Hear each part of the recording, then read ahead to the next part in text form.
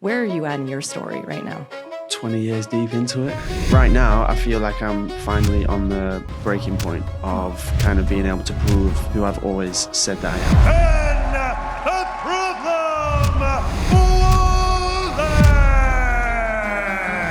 I'll be fighting the former champion and a legend of the sport in John Lineker, so it's a huge opportunity to come in. It's only 2 weeks out. Not even that, 8 days. I've been dedicated, like I said, to this craft for 20 years now. I've had a lot of ups and downs throughout this. I've had years taken away from the sport with challenges that have come through, Crohn's disease and stuff like that. So I would just continuously try and build myself back up. That was the path that I'd chosen, and I was just always walking on it. Fighting is the place where I feel the freest. Genuinely, wholeheartedly, when I walk out to a competition, I can't help but smile when I walk. It's like the place where my nervous system feels the most regulated. I feel calmer when I am walking towards the ring, and I feel more like destined and purpose-driven in that moment. It's wild to me because you're a 2-time kickboxing world champion, but you still feel like there's something that you haven't been able to show the world, even being world champion. I feel like there's a difference between being a world champion and being champion of the world. I'm striving to be the champion of the world, not just a world champion. Quick one. A bunch of you watching this aren't actually subscribed yet, and honestly, it would mean the world if you hit that button right now. We're building something different here at Versus. Deeper conversations, real science, the stuff that most fight content doesn't go near. And if that's why you're here, subscribe, and you won't miss what's coming. What separates obsession from discipline? And does it even matter if you're a 2-time world champion? Today, I'm joined by Ben Woolliss, 2-time K1 kickboxing world champion, professional MMA fighter, and someone who has spent the better part of 2 decades trying to answer that question with his body, his mind, and everything else he has. He's also done all of it while managing Crohn's disease, a chronic inflammatory condition that never goes away and that, for a combat sports athlete, makes almost everything harder. We talk about obsession, what it really means, what it costs, and whether it's actually the same thing as discipline or something more complicated than that. We get into the psychology of a fighter, how emotional regulation develops across a career, and what separates the athletes who reach the top from the ones who get close and never quite make it. And what 20 years inside the sport teaches you about yourself that nothing else could. We also talk about Ben's goal for 2026, to fight once a month for the entire year, and what that says about where he is in his story right now. This is one of those conversations where the more you pull on the thread, the more it unravels in the best possible way. This is Ben Woolliss, and this is the Versus Podcast. Thank you so much for being here, especially with your goals for 2026. Yeah, appreciate it. Appreciate having us on. Yeah, 1 fight per month this year. As many as I can, yeah. But that was the intention at the start of the year. Yeah. And it turns out that I'll actually be having 3 fights in 6 weeks. So we're kind of like above schedule on that. The latest call-up is? Yeah, so I'll be signed to 1 championship, and I'll be fighting the former champion and a legend of the sport in John Lineker. So it's a huge opportunity to come in on the big shows. So it's not the Friday night fight, it's into the big leagues. It's against the former champion. And yeah, going straight off from there. It's a big card too. Yeah. And it's only 2 weeks out. Yeah, No. Not even that. No. Not even yeah, that. yeah. Sorry, I just a week on realized. Friday. So 8 days, 7 days? No, 8 days. Congratulations. Yeah, thank you. It's Yeah. been yeah. I do have a whole... I want to get into the 2026 goals and how you're managing the timeline between fights. Yeah. I want to get into that a little bit later, if that's okay. Yeah, of course. I'm going to start off with kind of the standard kind of questions. So versus, it's always meant 2 things. It's you versus the fight, whatever form that takes, and the versus the stories that get written through it. Where are you at in your story right now? 20 years deep into it. Yeah. But yeah, right now I feel like I'm finally on the breaking point of kind of being able to prove who I've always said that I am. So I feel like I've been dedicated, like I say, to this craft for 20 years now. I've had a lot of ups and downs throughout this. I've had years taken away from the sport, with challenges that have come through. And I always know in the gym that I'm able to compete at a certain level with the people that I spar and the people that I'm teammates with. But I feel like even though the things that I've already done in the sport, I haven't achieved the things that I want to. And that's like a burning desire for me, for myself, to be able to go and show who I am under the lights, because none of it matters inside of the gym. Right. Like, it's great to be able to do those things, but until you put the evidence out there under the lights and the pressure when it matters, then it doesn't really matter. So I feel like I'm at that point, especially with a new signing. I think one championship is the place where it has the most elite strikers in the world, and I can finally have the platform and the opponents to go and show where I'm at. So I feel like I'm finally at that tipping point to be able to go and show who it is that I've been saying that I am. It's wild to me because you're a two-time kickboxing world champion. Yeah. And you're 4-0 in MMA, and what did we just say? 29-5 now in Muay Thai, and now you're signed and called up to one championship, but you still feel like there's something that you haven't been able to show the world, even being world champion. Yeah, absolutely. I feel like with kind of similar to boxing, there's still a lot of titles, and it doesn't take away from anybody's achievement in their things because they're great feats. But I feel like there's a difference between being a world champion and being champion of the world. And like, that's what I want to strive for, is like to be the guy. Yeah. You know what I mean? Yeah. So like in boxing, there's the unified champion. Okay. So like I'm striving to be the champion of the world, not just a world champion, which is amazing in itself. But like, yeah, I want to be number one, you know? Right. And I feel like that is always... And like I say, them 20 years of dedication and all the sacrifices you go through and the things that you put to the side and the challenges you go through, it's now like my, you know, service to myself that I have to go and chase that. Right. So, yeah. So I've watched other interviews and podcasts with you, and you're often asked, what does it take to become a two-time world champion? Usually you say obsession. Is there a difference between obsession and discipline for you?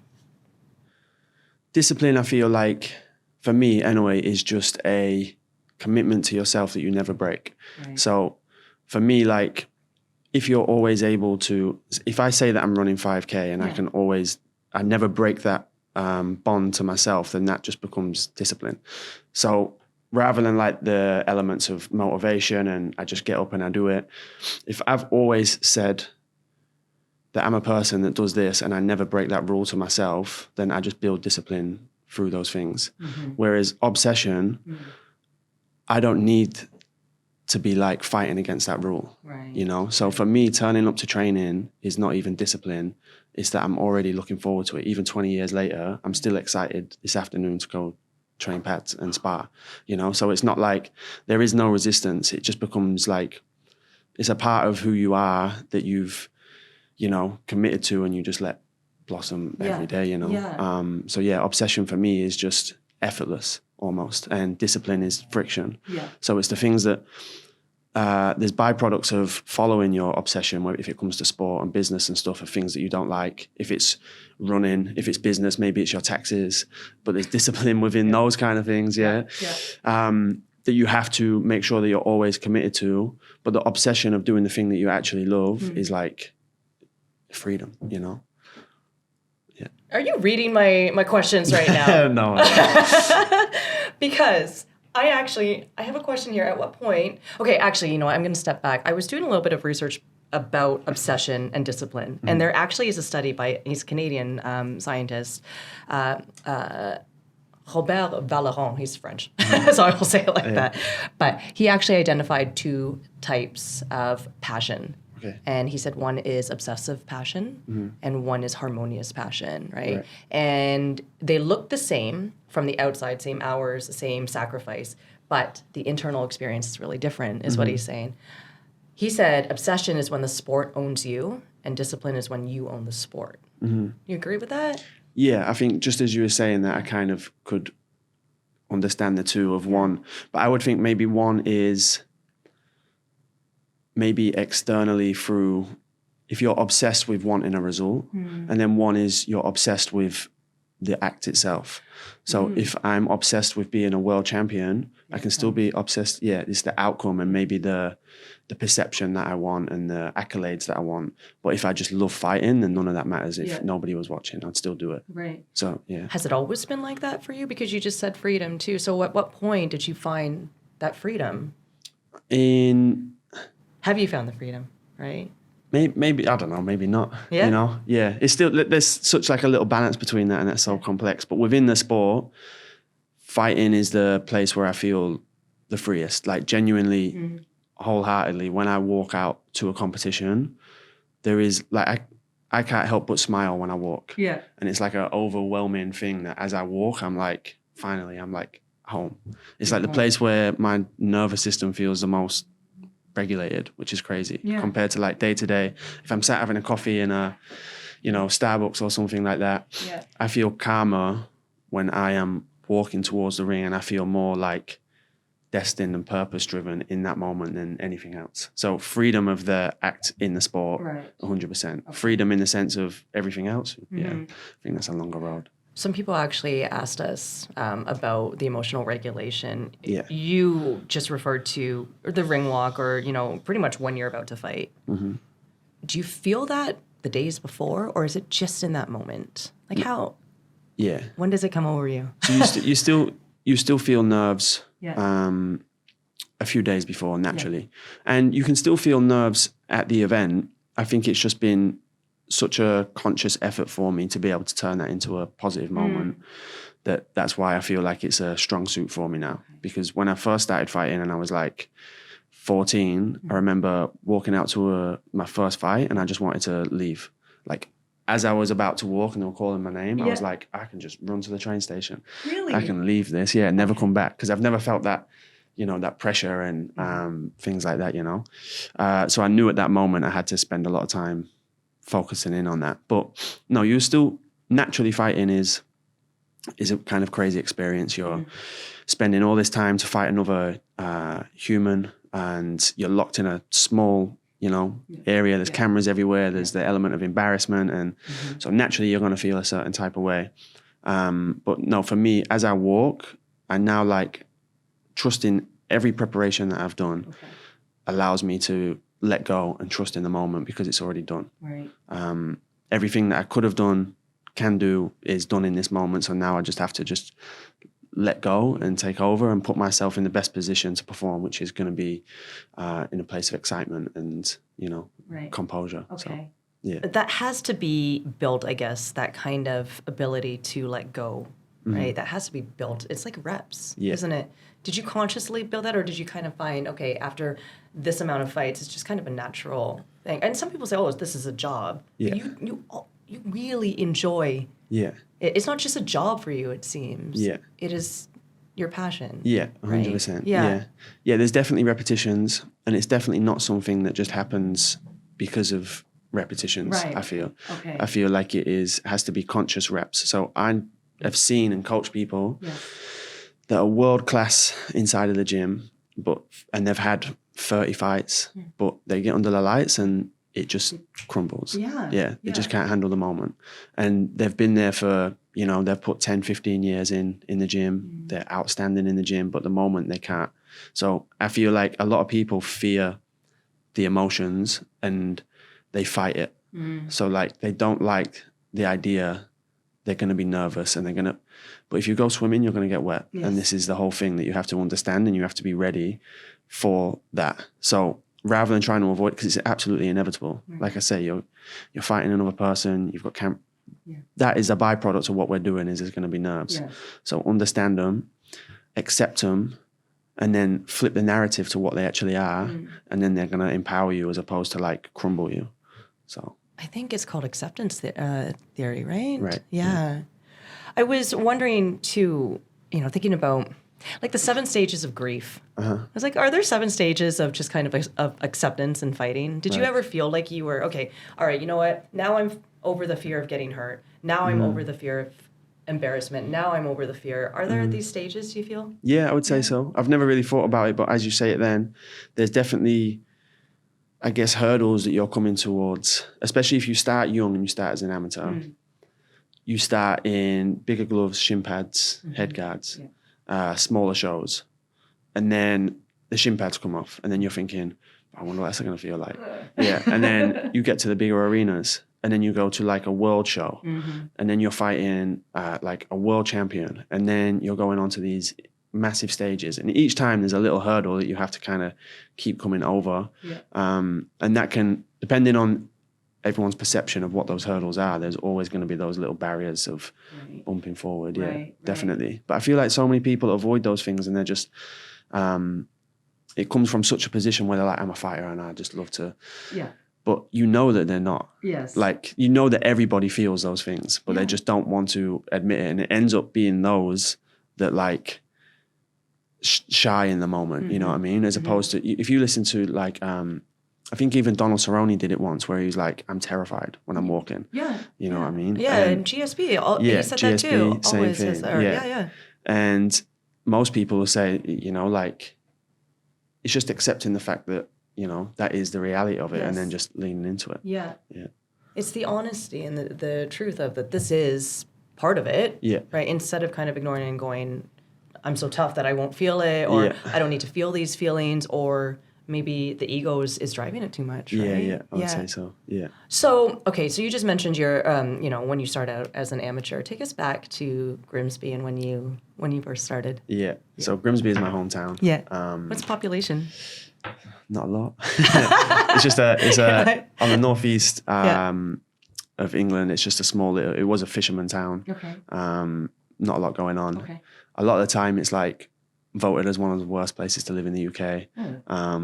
But it's a great place full of great people, great Respect characters. to Grimsby from us. Respect for Grimsby, but there's not a lot going on. And it's a very small town kind of place sometimes, you know. But I started fighting when I was like 12, 13 through a means of just having to learn how to fight. But as soon as I went to the gym, so prior I used to do athletics and I wanted to go to the Olympics. And I was... Were you like a runner or... Like 1,500. I was more short burst, like 100 meter and the hurdles. Like 1,500 was like, okay, it's too far, too long. It was, I was competing for like England schools at the age, and my dream was always to go to the Olympics. And we had like a junior Commonwealth Games I was going to go to. And then I went to the gym one day and left it instantly, like in the click of a fingers. And I was like, oh, this is my thing. And I was obviously garbage and never done anything. But there was something that just clicked. And I was like, this is what I'm going to do. And then as the weeks went on, I was like, this is what I'm going to do for the rest of my life. You knew it. It was 13. Like, and I can never explain what it is, because people will also say like, oh, like, why was it you started fighting? What is it? And it was always just like a click. It just felt like I'd just come into the puzzle piece and it just fit. And from there, I almost trained the same as I train now then. So I would, either before school, I would train, straight away from school, I would come to the gym. And so if I finished school at 3, I would go through the kids' classes, the adult classes, the open mats, and I would leave at like 8, 9 p.m. and stuff. Really? Yeah, forever until I went away. Already obsessive. I just loved it. You already found the passion. That was the passion. It was just effortless. It was effortless to be there. And luckily the coaches back in the day, because like I say, it's a lot of a poor population sometimes in Grimsby. I had no money for the gym. So I was lucky that I found coaches that allowed me to not pay any memberships for like 7 years. And I would just help out where I could and, you know, coach kids' classes and do what I can. So there was also like the element of finding somebody that would help in that, because a lot of places won't do that, you know. So it kind of all bonded well together. They must have seen something in you. And believed in you. Because from that first class, did you say to your coach, the one that helped support you and go through, or so that you could learn without pain, for example, did you say to him, I want to be world champion, or this is... It was early on that we'd have those conversations, and we'd always, speak about those things. And I was always like ahead visually as where I probably was physically at the time. So even the first world championships that I competed in, I was like 17 or 18 and they were in Spain and I flew on my own. So like my coaches couldn't go and they were like, I just don't think it's it's not feasible. Like, it's a lot of money at this time. Okay. And I just was like, nah, I can be world champion. I'm flying. And then just went out on my own, had no coaches, and just went to like, I'd never been abroad on my own, and was just like in Spain, in the corner, and I was against like the Spanish world champion, and I was just there, and I was just like, By yourself? Yeah, by myself. So even at the weigh-ins, did you have to cut weight or anything like that? So you just had to figure that out all on your own? Yeah, and navigate that? Yeah, and had like horrible experiences cutting weight back then because I had no idea what I was doing. I was actually only reading there was like a GSP PDF blog. Yeah. And that's what like everybody used to follow because that was the only thing on weight cutting back then. Really? Yeah. What did it say? It was basically like, it's similar to what it is now, but it was just like, you just followed whatever that blog said because there was no other documentation on weight cutting like they have now. Like there's great nutritionists everywhere now that will help you with weight cutting and everything. But then it was just the Wild West. But I was turning up, and this is why like I have all these documents on the academies I teach because I help people not go through that. But I remember being there and I was still like 0.5 over, and I was like trying to make myself sick because I had no idea of what to do. Because the flight, I had no idea that you retain water. Yeah, so I was heavier than when I got there. I was running around, I bought bin bags, I was like covering myself up, I was trying to make myself sick in the toilet because I'm like 17, I didn't have a clue.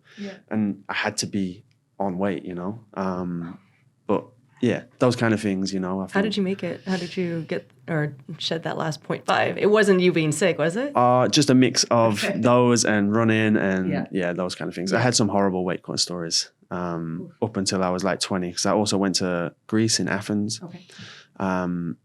Same problem, no idea what I was doing.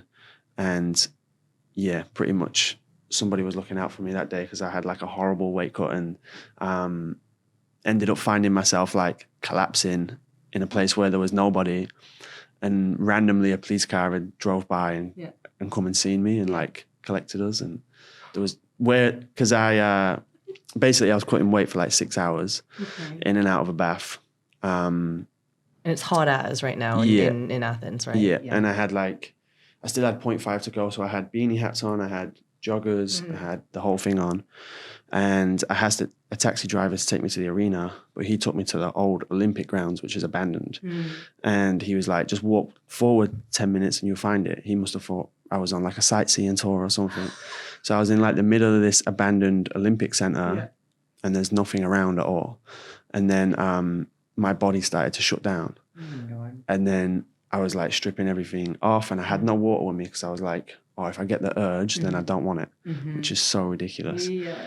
And body started to shut down, muscles started to cramp, and I just collapsed to the floor and I couldn't get up and I had no energy to walk anywhere. And for some reason, there was a police officer doing a round and and he seen me, came and got me, collected me, and then took me to the weigh-ins. It took you to the weigh-ins? Yeah. And then I weighed in. Okay, so you show up in the weigh-ins, you pretty much fainted. Yeah. And then you're just like, all right, weigh me up, let's go. Yeah, and that was it. And then you fought the next day. Yeah. Oh my God. Yeah, so there's some terrible stories, but a lot of lessons, you know. I guess repeat back to you what I understand of Crohn's disease, and so that our audience knows. Yeah. It is a chronic autoimmune disorder, right? And it affects the entire digestive tract, so everything from your mouth all the way down, right? Yeah. It's something that you're going to have to live with for the rest of your life, right? Yeah. And so you manage it, particularly you manage it through diet and lifestyle, and I know that there's medication as well. I don't know if you, but you don't really speak about that. You've talked openly about the diet and the lifestyle and how you've had to find what works for you. Okay, so when symptoms flare up, it can be really bad. Yeah, it's bad. I've lost friends to like Crohn's disease and stuff like that. You know? Yeah, it's like it's a real I heard that it affects a lot of males in their mid to late 20s. Yeah. Yeah, and I don't know why. Do you know? No idea why. But I mean, like every time, because it's normally seen in older patients. Like anytime I'm admitted into hospital, there's like a 50-year age gap between me and everybody in the ward. Really? Standardly, yeah. Okay, so why did I read that it's I'm not becoming sure. more prevalent? Yeah, I maybe. think. Yeah, okay. I would say. Okay. But autoimmune disease, chronic, so it's with you forever. Yeah. Affects the colon heavy, so like if it gets bad, you have to have that removed, cut out, and then you get like the ostomy bags. Okay. Yeah, Okay. so that's what that is. So they remove that so you don't have to digest it. So basically there's ulcers that get created inside as the body fights itself, and then that causes like bleeding 15, 20 times, and then you're super fatigued, anemic. You can't, you're just lifeless most of the time. You can't eat or drink because everything like has to go through that track, and you're in pain. Severe pain with everything. Was it when you were diagnosed or when you had another flare up, you had to actually move home because you were that bad? Like you had to be taken care of. Somebody had to take care of you because you didn't have any energy or ability to. So I'd realized when I was young, I was super stubborn with anything. And I would not go to the doctors about anything, even very severe things that were happening like this. So when I first moved to university, this is when it began. And I'd always prided myself, like I say, I was striving to go to the Olympics. I've always strived on like being in the gym for 6 hours. I was like always fit amongst, the crowd. And then I came to university and this started to happen. And I saw my coach from London, who I ended up being with for like 12 years. But when I first came to his pad classes, because I was, severely losing blood all the time, so I was super fatigued, I came in and we did like 30 seconds on the pads and my body just shut down. And I remember saying to him, I was like, oh man, I'm really like, fitness is normally my thing. And he was looking at me, he was like, okay, bro, it's all good, don't worry. And I'd come in the next day and I'd be like tired walking up the stairs. I'd do like 10 kicks and I'd just have to sit down, and he'd be like, bro, just, you're all, because he didn't know anything about me, you know. So it started then. And then for those 5 years, that continued all the way through, probably pretty severely the same as it did in the second 5 years, but I just ignored the whole thing, How do you ignore that though? Like knowing what your output usually was, and then going, I'm just cooked after 10 kicks. So I would just continuously try and build myself back up, but whether it's stupidity or obsession, it was always a thing where it's like, there is no other option apart from getting in and being able to do this thing. And I didn't even used to think about it at the time, where I'd be like, I wouldn't physically say there's no other option. It's just, that was the path that I'd chosen, and I was just always walking on it. So day by day, I'd get fitter, and then the flares would get a little bit better. But I would be fighting in what you would see as severe flares now. So there's like a certain number that, like a hospital would say, is a severe flare if you're, losing blood and things like that. And I was competing in them states. So there was like, I remember one fight, I was fighting like the UK #1 at home. It was recorded on Sky Sports, like a big event. And I couldn't even we were in the dressing room and I couldn't even put my fingertips on my stomach because everything was just so inflamed and horrible. And all I was thinking was like, just don't get hit in the stomach, Yeah. But you're, okay. Yeah. All right. Yeah. It's a tall ask when you're about to go into a kickboxing match. Yeah, against, like a really good fighter and strong guy. But it was just like, I don't know, I just didn't see anything of it. And because I spent so much time there, that almost became the baseline, became normal. It wasn't until like this last 18 months that I've realized what a deficit I was in, And then, 2020, I got a really bad flare up in Indonesia. So I was away traveling and ate some food that kind of didn't sit well with me. And then things got really bad really quick. And I was in hospital here for a while. And then Coach Mike and some of the rest of the team were basically like, we need to get you like home, because they wanted to operate on me here. And language barrier, I just didn't feel comfortable. I didn't know what they were even operating on, Yes. They'd bring through pieces of paper and I'd just be like, I don't know what that means. And they're like, surgery? And I'm like, no. And then, so I flew home. And then, had to be looked after like 24/7 almost, because I just couldn't do anything. I felt like I was in like a coma state. So like I didn't have the energy to speak out. So even when I was at home with my family, I was like on the sofa. They would speak, but it was almost like I was in a bubble and I couldn't really speak back. So that was the state that got to, and then I was in hospital a lot. And I'm not really the person to give advice for all this because I probably go against a lot of the things, but they wanted to put me through the surgery there. And they were like, you need to rethink everything that you're doing, because I'm still in this, on the hospital bed saying, yeah, but I can't because I need to fight. And they're like, it's just fighting, it's just a sport, you need to let it go. And I'm like, no. And they're ready to put a bag in you. Yeah. And then I can't compete in what I want. I don't know if you can. There's a friend I have from home who I used to train with, he has a similar thing, and he does bare knuckle boxing, but he still has the ostomy bag. It's called Rico Franco. So I don't know if you still can, but I don't think you can in kickboxing and Thai boxing and stuff, because obviously it's below the belt. I was going to say. Yeah. But so I just avoided it as all costs. And then I was on medication for like 5 years, heavy medication. And then they were trying to get me to go on to the immune suppressants, and then I won't be able to train again.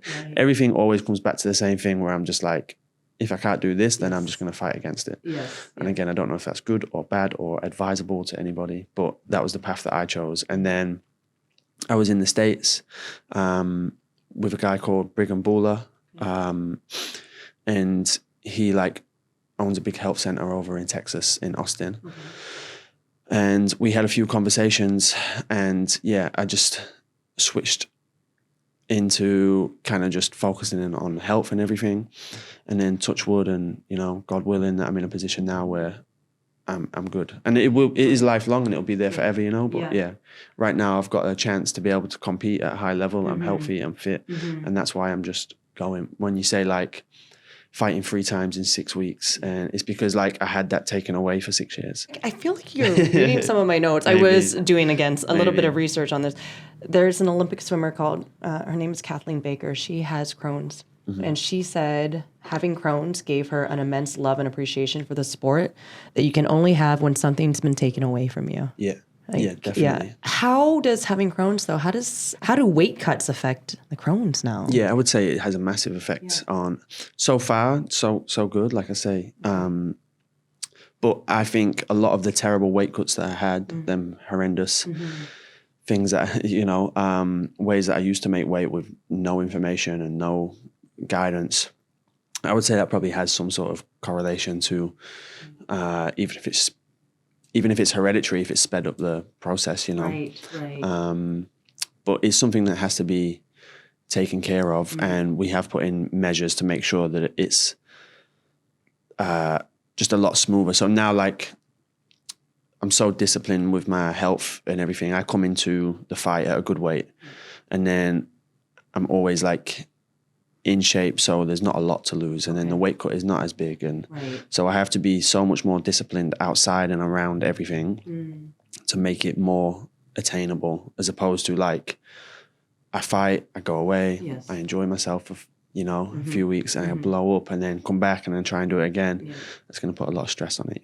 So Yeah, I mean, you have to have that consistency. Yeah. Right. And I mean, this is what works for you. Some people, they'll go off and they'll go party in Ibiza and then come back and just, But you were saying, and I've heard this a couple of times in some of your other interviews, I mean, you always had to say no to the parties to Ibiza. That was back in the day, but especially now, it's that consistency of, what did you say? I mean, obviously, there's no alcohol, right? There's no carbonated drinks, you said. Yeah. This is and it's very, very, I was reading through your list on one of your stories. I was like, wow, that's quite a lot. Yeah, and it became super obsessive, and it controlled my life for a long time, because I would panic if something even had an ounce of dairy, and I'd be it would cripple me for some, because I was so scared of going back and going back to that position that I was in for everything was just I just didn't want to be there. I just wanted to be on this forward motion. So none of it became it wasn't difficult. It was just necessary, Right. How long were you back at your family's house? Just to around 6 months. But it was it started where standing up was incredibly difficult as a physical task. And then I was able to stand up, and I wanted to get out and walk. And I'd walk to a close tree, and then I'd come home and I'd collapse. And then I'd sleep for I don't know, 16, 17 hours or something. From that output of walking to the tree. And then I would come out again and I'd try and go to the next tree. And then eventually I'd be able to walk around the block. And I'd just build like that. And then my first coach from home, who I mentioned before, eventually he came to pick me up and we'd go to the gym and we'd do genuinely like 30 seconds and then we'd drive home. And he'd be like, right, I'll see you tomorrow. And then we'd do like a minute. Yeah. And then there was a point, and I have the videos of it, where we finally hit like a 3-minute round. Yeah.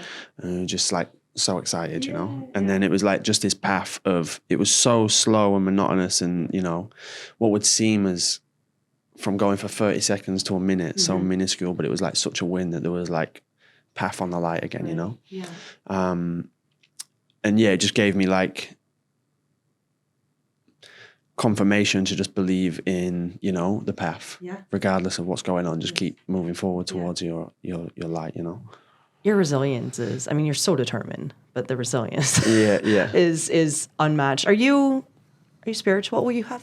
Yeah. From that point, kind of, like I say, I was in this weird coma state that it felt like for a long time, and I felt like I had a lot of things during that where I was, because you're basically in isolation almost, because you're not like sat on your phone, you're not watching TV. I'm just like laid here with my head. But where I say there, it gives me the confirmation to follow the trust in whatever it is.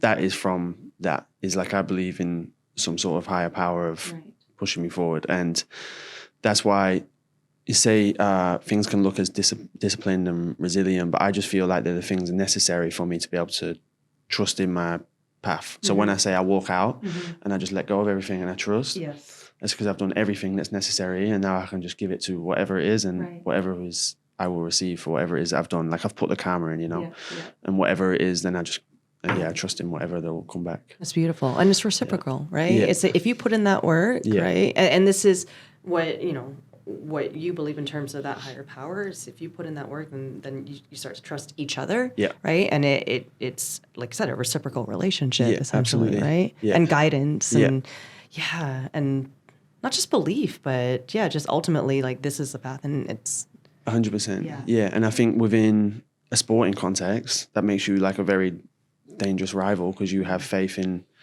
something bigger than you. So I don't even feel like I'm fighting for me. Like to an extent I am, obviously. Like I still want the accolades. I still want to be able to do that. But a lot of it is like, I feel like I'm fighting with more than me, you know?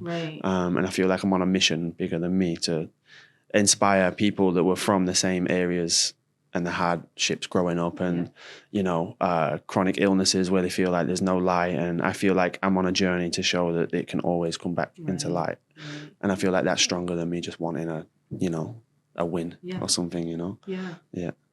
Can I ask you a couple of questions about the bag? So you brought the bag to Texas to Dirty Boxing. Right? Okay, so what was the first thing that your first impressions of the bag, and tell us about just like feedback, anything and everything. Yeah, the bag's great, especially for like when I'm traveling, and the fight event itself is normally I just lob everything into a bag. You don't know if you've packed everything. You don't know where anything is when you're in there. The compartments and stuff helped me make sure that everything was, again, like systematic. So I knew if I had everything that I needed of this part, and I could like open and visually see it. So it helped a lot with that. And to be fair, like fight day, you always end up like, you know, the keys and wallet kind of thing. It's like mouth guard, and then you're looking through the bag and you rip your bag out. But this was just like mouth guard, groin guard, shoes, shorts, electrolytes and stuff like that, and you just opened it and it was just there. So it just made life a little bit easier. You know? So good. Good. We love to hear that. I could only imagine when you're traveling, when you're at the hotel and you're like, do I have my mouth guard? And you got to get to the arena or to the, you know, that's not just going to the gym. That is, you need to be prepared. Right? And just making sure that everything's there. And it just makes it a lot easier to tick everything off rather than dumping it up. Because you will have it. You chuck everything in there, it'll be in there somewhere, but dig through. There's already so much stuff going on the day. You just want to eliminate as much stress as you can, you know, and it just another environment to help with that. So good. Okay, well, we'd love it if you take it over to Lumpini with you. Yeah, great. Did you pack all of your gear in there, like your shinny, everything? It fit everything for the boxing event. Yeah. And then you'll do it for Yeah. Beautiful. I guess this is talking about Crohn's and your past experiences, not so great experiences with weight cutting, why you have also put this into your school community, into 365, right?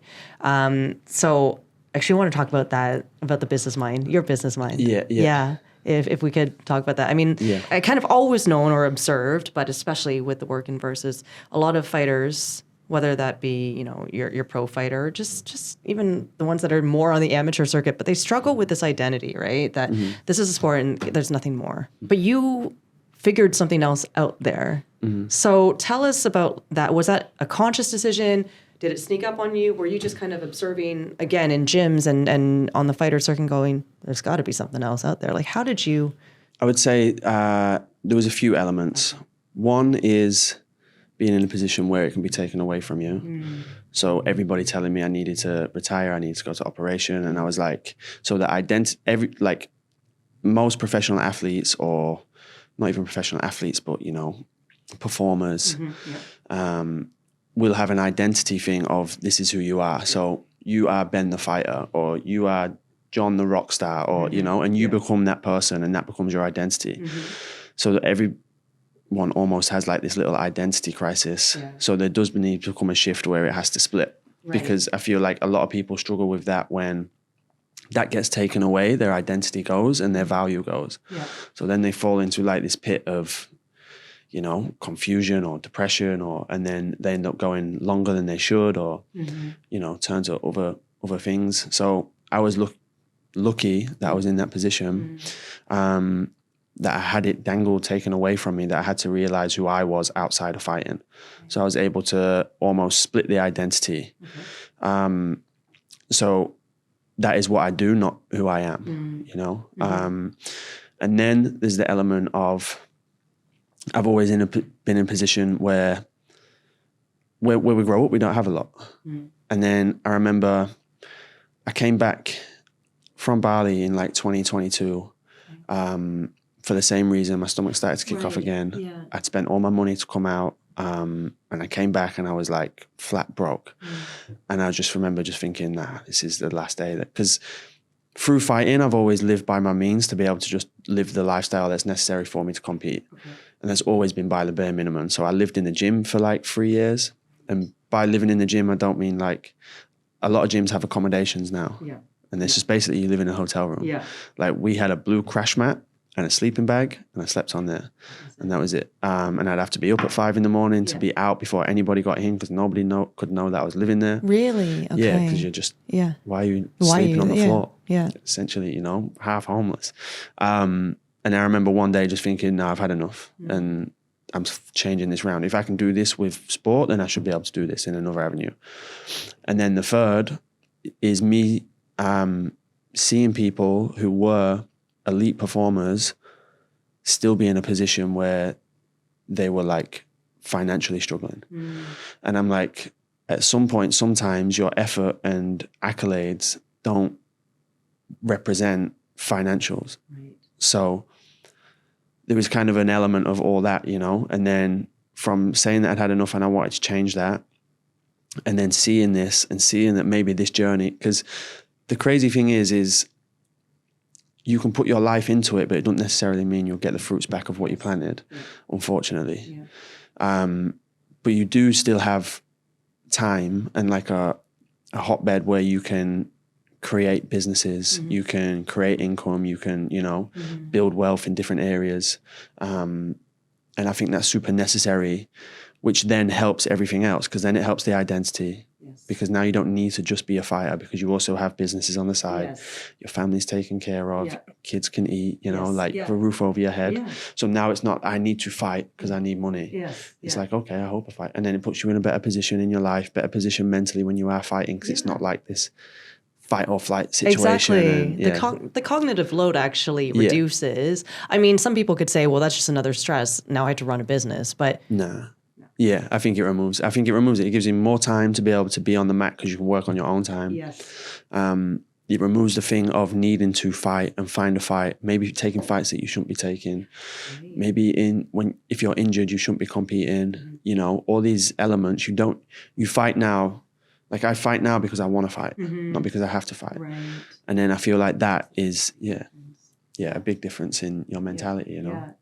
You have two, I guess I would say products in a way, right? One would be more for the fighters, and that's the school community. Yeah. Right. That's 365. But then you also have Vici, or no? That's Vici. Yeah. Tell us about both of them. Yeah. Yeah. So 365 is obviously for 365 days of the year, from the philosophy of what I live, where it's like every day is like to get better in some way, in some regard. And that is to do all the things. So both of my products are things that I wish I had younger. Yes. Okay. So it's all like a passion, even though they're businesses, they're a passion project to be able to make sure that I can help people that were in positions that I were in. So the 365 combat, there was times where I'd be traveling for a long time, and I wouldn't have proper coaching guidance maybe at points. And I wish I had like a library of people that I could watch, because I would watch YouTube videos. I would film them on my phone. This was before screen recording was a thing. Okay. I'd like slow them down, and I'd watch I remember watching like Stephen Thompson, how he'd throw a spinning kick, and I'd see that like his foot and ankle would move before his body moves. And then I would like study all these things. And I think that's why I became so like cerebral with fighting almost, is like watching all these little mechanics over and over. But I wish I had like a platform of knowing, because I didn't know if it was correct or not. Yes. Or I didn't know if it worked. It was just me guessing. Yeah. Was it just something he did, or? Yeah. I'd watch like McGregor films and see like why he moved and when he moved and what he did before and what the reason was. Yes. So my thing was like building that academy so people can like have it around the world. Right. Touch and notice, and weight cut and the nutrition, and then Vici is for like athletes that want to make a living out of the sport. So if it's they want to follow a passion, or they're a fighter, and it's the same thing, it's to remove that burden and understand that there can be more to this, you know, and understand, because whether we like it or not, like competition now is two elements. So you're a fighter, but you also have to be a businessman in the sense of how you promote yourself and the things that you do with it. And the same thing of one is harmony and one is discipline, or, you know, like there has to be discipline. If you don't like being in front of the camera, then congratulations, don't go in front of the camera, but you're probably not going to get the same opportunities as somebody who will. Exactly. And you have to put yourself in the best positions for success. And, you know, so it's teaching people how to do those, and teaching people how to build a social media following, understand business, understand how to, so I ended up getting just as obsessed with business that I did with fighting. And I found like a passion within that. Yeah. So it's like teaching people through that, you know? Yeah, well, because you've grown your personal Instagram to almost, 500,000 people? Yeah. Which is crazy. Do you think that having the businesses and that obsession, has that made you a better fighter? Yeah, I think it makes me a lot more systematic. I think a lot of things, the same way as business can be systematic, I feel like fighting to an extent can be very much like that, you know. And then it makes a better fighter. Same thing, like it removes a lot of stress. I don't have to sleep on the floor anymore, so my recovery is better. I don't have to stress about this and that, so I'm in a better position, you know, like you say, within myself. And I'm now here because I want to be here, which is a lot more dangerous than I feel like me just needing to be here. So in loads of ways, yeah. In the opposite regard, what did martial arts and combat sports teach you about business that you don't think you could have learned or that an MBA never could teach you? Yeah, everything, I think. I think martial arts is such a mirror to most things in life. Whether it's like, you know, a cliche thing of being like, you get knocked down, you get up. But the main thing for me is like, nothing is harder in a physical sense, like illness isn't that hard, but like nothing is really harder than me going through the training camps, fighting this other person, being in an arena. Like next weekend will be Lumpini Stadium, there'll be cameras everywhere, it's on Amazon Prime, it's all of this.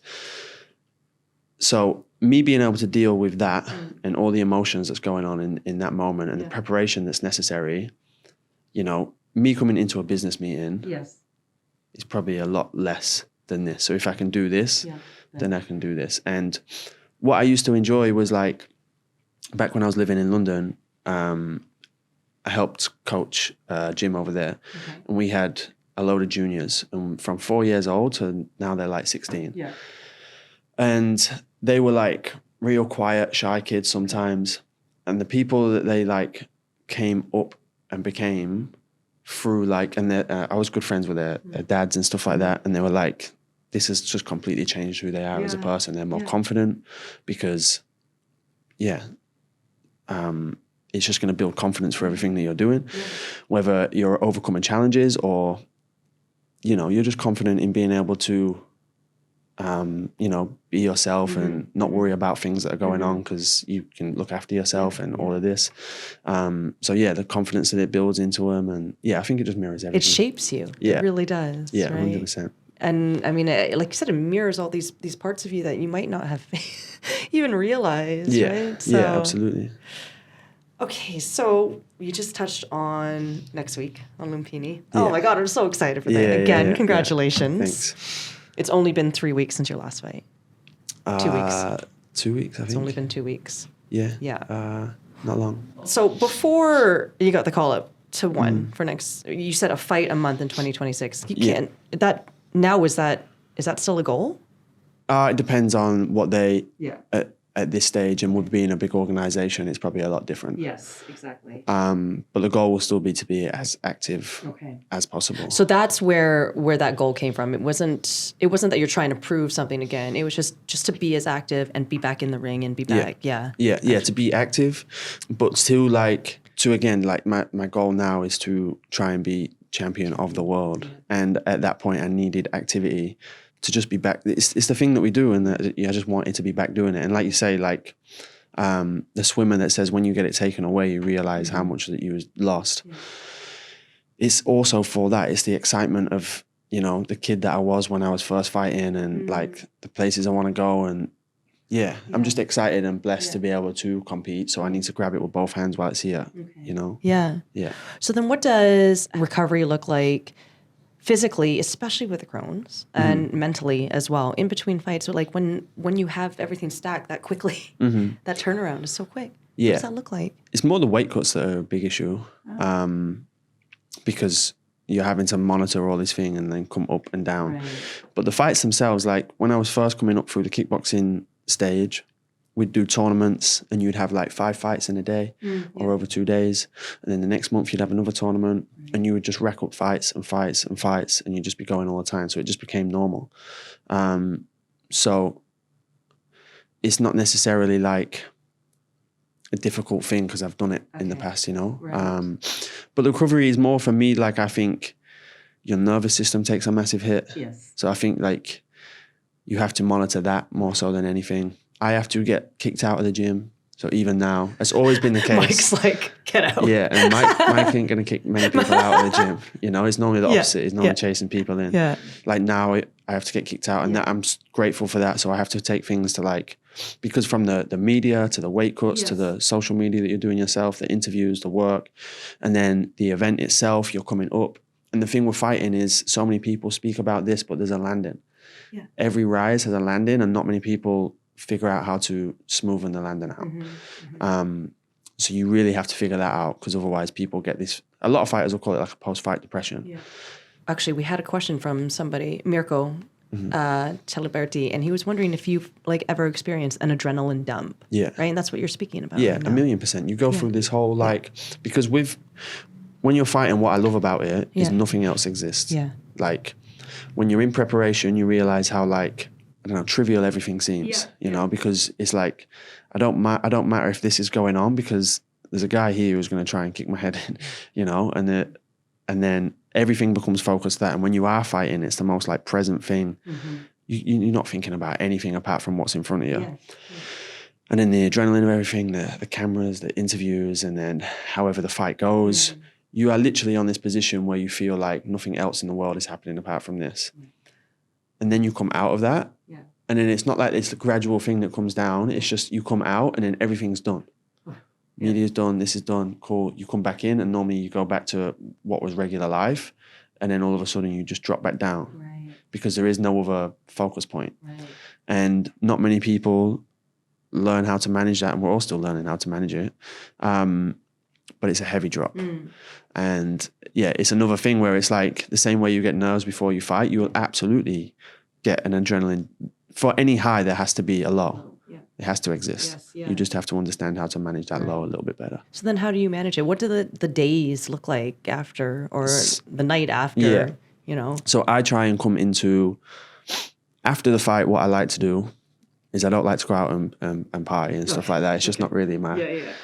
I saw everybody at like Nico's after someone. I was looking for you. I was like, I don't think he's there. So I like to go and spend time with the people that were either in the camp or my friends and family, and I do like to sit for a meal. But I won't go out and drink after. And you've gone from this insane high, your body is just shutting down. But I like to do like a Last Supper kind of thing, and just sit with my friends and my family and the people that were involved and just enjoy that. And then after, I feel like everything needs to slow down and you need to sit with it for a little bit. So I like to go away for a few days. If I'm not, then I get told off and told to go away. But yeah, I like to spend a few days away from everything and just calm back down and sit with it and then think about next things. And it's always good to have something in motion again. So something like, as you're coming, there's something that you're looking for. And it doesn't necessarily have to be a next fight. It can be another project. It can be like, something for you. It could be something you're looking forward to, a trip, a holiday, or anything, going and seeing a family, like whatever. But I feel like you want little things that you can see, that you can move towards. So you're not just sinking and then going, shit, how do I get out of here? You always go, oh, well, next week and then here. And then you're back into motion, I think sit with it, sit with whatever went on. Embrace it all.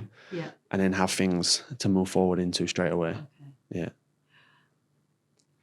I can't remember which podcast, maybe it was the Martin show that you were on, and you were saying the week before or the week leading up to the fight, you start to become like another presence or another identity, right? Do you think you're addicted to that, to that identity, or is it just like? So those 5 years where I couldn't do it, I felt like I can see now that I came away from it. But the same way that becomes a baseline, I've realized now that I've tapped back into it and I can have it again. I'm like, man, I love just that, Going into that is addictive for sure. So then tell us about the fight name, The Problem. That's who you become? Where did that come from? So that was from when I was younger, when I was a kid. So when I first started fighting, like I say, so we weren't from a big gym in Grimsby. Nobody knew who we were. And we'd come onto shows. So I fought for like the English title when I was 17 against like a 32-year-old in his hometown, on his homeschool gym show. And we would take challenges like this that were just like, I'd have 1 fight, 2 fight, and then I'd be fighting people with like 50 fights. And then eventually it came from that it was like, this kid's going to be a problem, And then it just kind of stuck from there. So you're the underdog, but you're a problem. But I love being the underdog. And I love coming in and, like proving people wrong and, that kind of thing. But it kind of came from when I was a kid of being in positions where you probably shouldn't be in, but that you was like able to handle it. You know what I mean? You was able to shake it up. So it kind of came from there, and then I just stuck with it. And then, especially in kickboxing, I've always wanted the fights that people probably say that you shouldn't be involved in. You know what I mean? As in, like, I'd always be chasing the world champion. I'd always be chasing the thing here. And I guess that's the identity of that. That identity just wants to take on the world. But it can't be there all the time because it would be exhausting, That would be exhausting. Is there a difference when you're the favorite versus when you're the underdog? 100%. I would rather be the underdog in every situation always. I love, like, going over to the challenge as opposed to there's like more. I feel like there's more pressure when you're the favorite than there is if you're the underdog. Yeah. If you're the favorite, it's like you don't get the same recollection for the win because you were supposed to win anyway. If you lose, it's 10 times worse because you were supposed to win. Right. And then people get stuck into a trap where they think there is no threat because they are the favorite, but it's the opposite, you know, and that's where normally people get caught. You know, so I would always rather be the underdog in every situation. Yeah. Do you feel like your composure changes? I was watching you again in the Soma fight a couple of weeks ago, and forgive me if this is something that you always do because I didn't really notice it until the Soma fight. But when they were announcing you, you're already halfway across the ring. You're like you're in the announcer's face. I was like, Ben, get back. Would you do that all the time? Yeah. Do you do? That's the thing that you do. Yeah. Consciously. Absolutely. Consciously. Yeah. The composure for me never changes because where I say people slip up by thinking they're the favorite or they're the guy, I will treat everybody like they are the best person in the world, regardless of what's going on. I'm like super competitive in everything, and everybody in front of me is the best in the world, and I have to be an outstanding performer in that moment to be able to do it. So I always try to put myself as, greatly competitive and a great performer. Yes. And yeah, those kind of things. Then there becomes like sports psychology that comes involved in everything.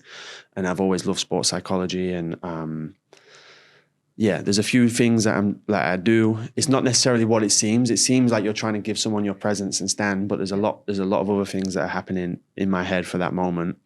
But no, the composure comes from treating the opponent as if they're the champion of the world, and that is it. And I have to be an elite performer for that, 15 minutes or whatever. Yeah. So you have a week now to prepare for Yeah. one. So what does that look like now? What does this week look like? A lot of it is just bringing the weight down, but a lot of game planning. Yeah. Like super fit. It's free freeze. I can go full pelt for that. So I feel fit but a lot of it now is game planning. What I like to do with fights now is I watch and study them and see patterns in everything. And everything that I've done over these last 5 years has all been from pattern recognition of seeing where they are, what shots I think are going to happen, and how I think the fight. And this is where I say it becomes systematic almost. Yeah. There's still the element of a fight, and every now and then you're going to have to fight and go through a fire. And then that's a test of your will and your character. But I still feel like a lot can be systematic, and everybody moves in a certain way. Everybody has certain patterns, certain habits, and it's a point of executing them and adapting to whatever it is that you need to adapt to be able to, come out on top. Yeah. So a lot of it is game planning, practicing positions, and making sure everything's so sharp that you don't even need to think on the night. It's already happened. Right. So the shots that you're looking for, the reactions you're looking for, they already happen before you even have to think, because you've just drilled it. Yeah. But that comes from the systematic thing in the background of understanding how they move, why they move, what they're looking for, what they're not looking for, where they're strong, where they're weak, where they like to be, where they don't like to be, and exploiting all of that and staying super disciplined and composed to being able to stick to those game plans, That's a big checklist of things. And I know a lot of people would be like, I'm just going to get in the ring and I'll freeze. Just because there's so many things that, I noticed this, here's a pattern, here's the thing, here's what I'm going to do. And again, this is more for, I guess, the amateur, the ones that are coming up, right? Yeah. But like, how do you get in there without almost overthinking now at this point? Yeah. So for me, like a lot of composure and the ability of understanding how to control your nerves is understanding that you're there because you love the thing. So the only thing that is happening is your perception of the event. And all nerves exist from our own perception. The thing that I find nerve-wracking, you might not find nerve-wracking, and you're like, oh, it's just an interview. You're all good. It's just this. And then somebody else may be here and be like, I've never done this before. But it's just our perception of what it is. So when it comes to fighting, every week people come into sparring because they enjoy sparring. All that's happened is this ring has been picked up, moved, we're in a different area, and now there's cameras and people. The act is still the same. The act is always the same. So the act is the act here you enjoy. The act here now is daunting. So the only thing that's happened is your perception of the event, and the nerves only exist because you're allowing them to exist because you care about this camera being here, you care that this person's watching, and you care there's eyes. Yeah.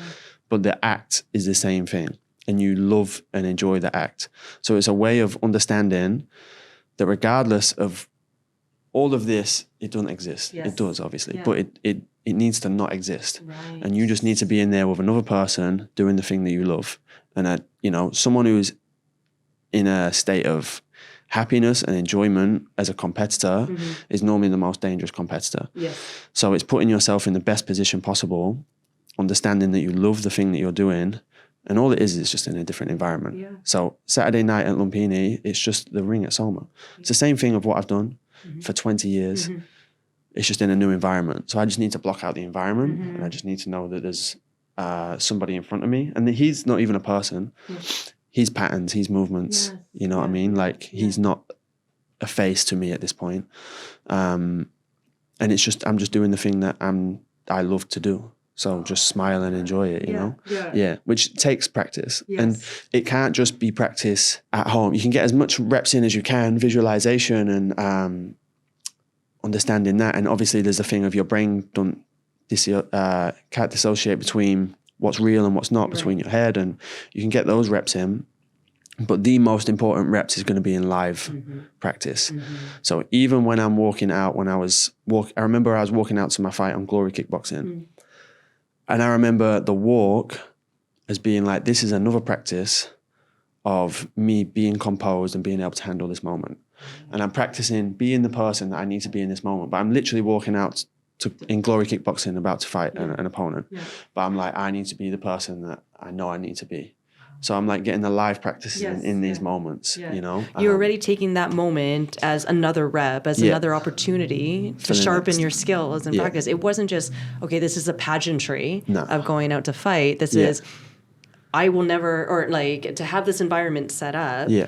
It's not often that I can do that. Yeah. So take this as practice. Absolutely. I still remember it now as I come through the curtain, and it was like a 16,000 seat arena in Birmingham. And I remember walking out and I was like, I need to be the person that can handle this moment. Yeah. So I like came into that, alter ego of the person that can handle that moment. Yeah. And then I just walk. And then it's another practice of me coming into that, being the person that I can be and just going again. So it also has to be live practices. Yeah. And I think they're the most vital. I visualize like every day, but I don't think anything is as strong as being in that moment and getting the reps. Right. Yeah. Oh, that's wild. Yeah. Yeah. It's so cool. I love all of it.